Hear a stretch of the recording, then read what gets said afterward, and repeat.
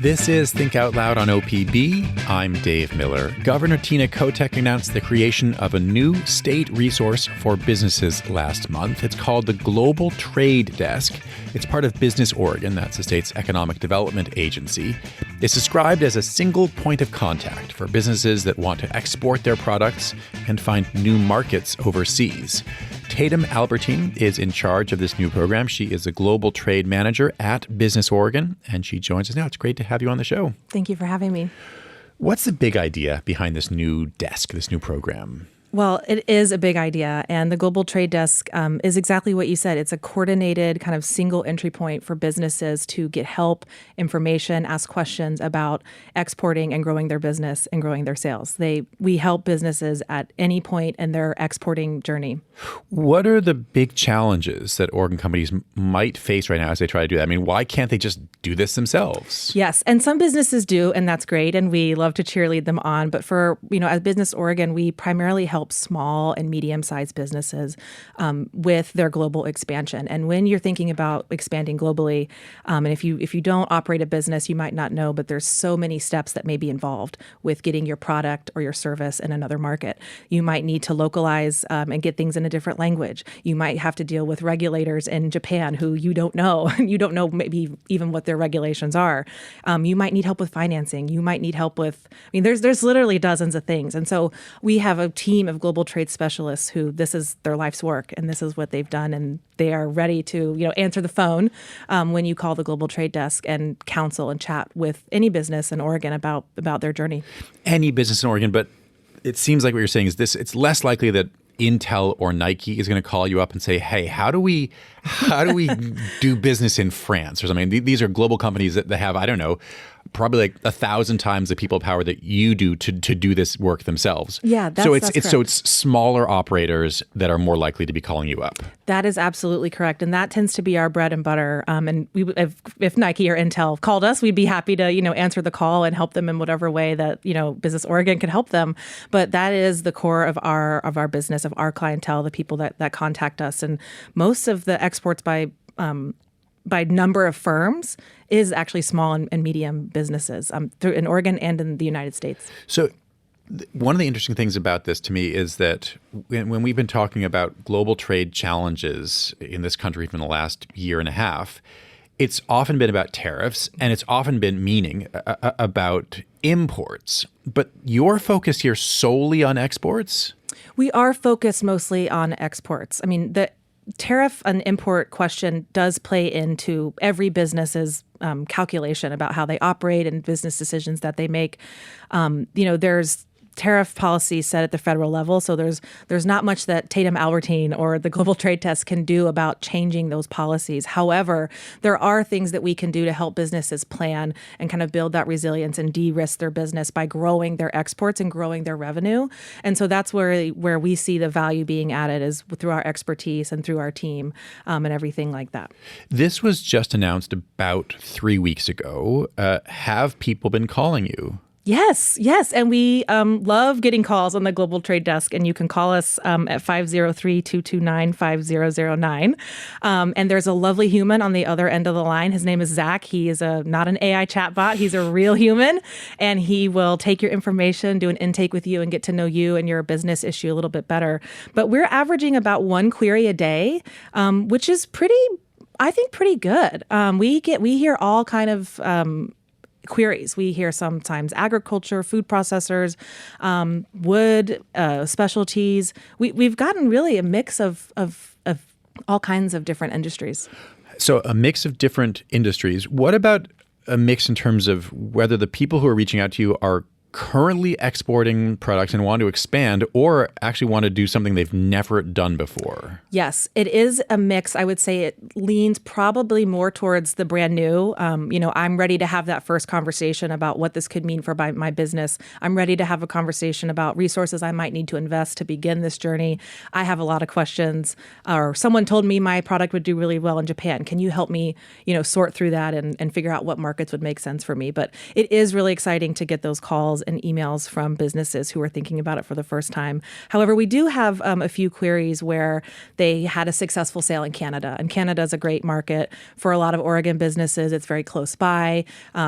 There's so many reasons why Canada really works for a lot of exporters, but maybe they're ready for the next challenge or something else to grow the business. So where do you see some of the bigger opportunities for growth? And I'm thinking about, by sector. Mm-hmm. So our top export sectors in Oregon right now are computer and electronic products, transportation equipment, machinery, chemicals, ag products, food and beverage products, and outdoor and consumer products. I think there's a lot of opportunity in all of those sectors. The thing that Oregon businesses do really well at in all markets overseas is Oregon products tend to be a little bit niche, but super high quality. I mean, we are known around the world for amazing hazelnuts that are the best quality in the world. And there's manufacturing parts in the semiconductor ecosystem that Oregon has is known around the world. There's so many things like that. And that kind of, I think, reflects the people of Oregon and a lot of the values that we have as a state these are very high quality, they're in-demand products. And so we want to share that message with more businesses. If you don't think you're ready to export, I challenge you. You might be, but you just want to have that conversation with you through the Global Trade Desk. Well, I'm curious. So you mentioned hazelnuts, for example, a famous Oregon product. And I think after turkey, I think we're number one still. Yes. But there's an established network of distributors, of buyers. There's a private market version of this. So what can you provide? Zach, the one person who's the point of contact, who's going to pick up the phone if someone calls that number right now. And I imagine he's not necessarily the one who's the hazelnut expert, but he could then pass the farmer on to somebody else. But what could you do at this state agency that people can't do with what I would hope is a robust private network of distributors and exporters? Yeah, the world of global trade, and this is maybe sound a little cheesy because it's the world of global trade, but it's huge.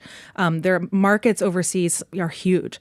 And I think the greatest value that the Global Trade Desk brings to Oregon businesses is our people, the people that work inside Business Oregon. We have very experienced staff who understand trade, we understand economic development, government programs, export promotion processes. We understand also business realities. We are highly networked. We have specialists on our team who specialize in certain sectors, but also are, can go a mile wide and, an inch deep and kind of help you get to that next point. And so I think the value add is really, kind of the counseling kind of role that we can play with businesses on hearing their ideas and making referrals out to other specialists and experts that we know all around the United States and the world. You mentioned Canada as a good market for Oregon products. You mentioned Japan earlier. But on the website that I was looking at, only one country is singled out in a special way. There's a specific Korea desk for people interested in the Korean market. Why single out this one country? We are so lucky at Business Oregon. We have bilingual staff who staff the desk. Sharon, one of our global trade specialists, is bilingual in Korean and English. And we actually have there's a lot of Korean businesses doing business in Oregon. And there's a lot of Korean businesses interested in doing business in Oregon.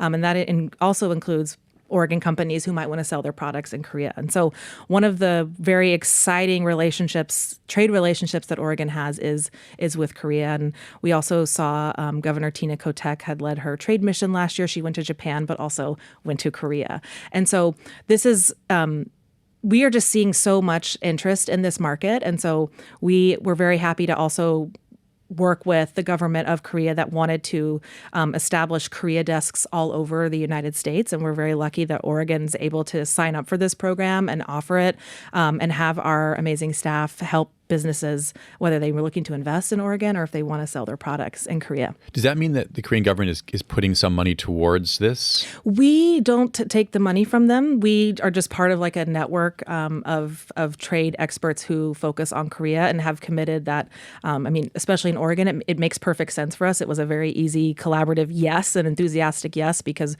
we have been seeing so much interest in the Korean market. And I think even if the Korean government might not have pushed or, even asked about this, opportunity, I think we would have ended up with something similar to it on our own. Speaking of money, how do you think about the return on investment for this office, this desk, for Oregon taxpayers? I mean, in other words, why is this a good use of taxpayer money?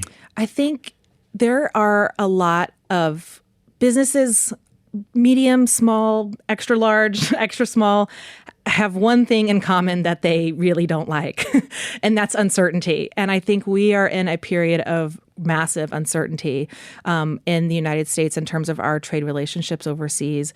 And I think that it's going to become more and more of an imperative that businesses, especially small and medium-sized businesses, look at exporting as a way to kind of de-risk their revenue streams and grow their businesses, because we're seeing things fluctuate really fast. It's hard to be resilient, and I think that the value we add through our people, through counseling and kind of being that single window and point of contact where we can make quick referrals and help you kind of get to your next destination on your journey for exporting is an amazing ROI that we're just so happy to give businesses so that they can thrive, make more sales, and bring more jobs to Oregon.